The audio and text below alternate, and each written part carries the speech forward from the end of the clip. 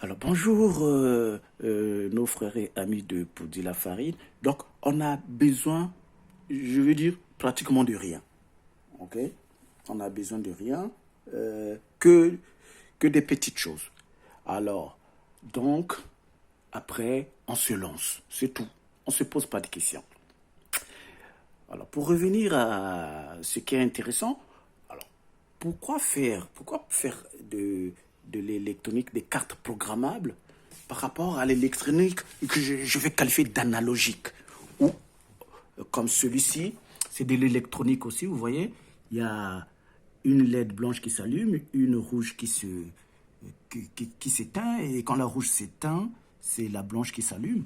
Alors, vous voyez, il y a des condensateurs, il y a beaucoup de fils, et c'est quoi l'avantage de ça? Ça ressemble un peu à l'électronique qu'on voyait dans des postes radio de l'époque, où il était question de souder tout. Bon, là, on est dans une planche expérimentale, on ne soude rien.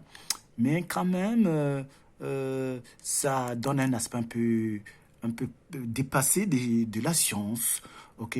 Parce que maintenant, là, c'est l'électronique programmable dont on a besoin.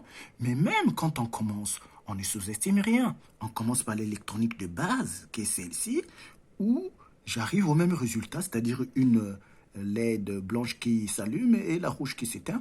Et quand la rouge qui s'allume, la blanche s'éteint.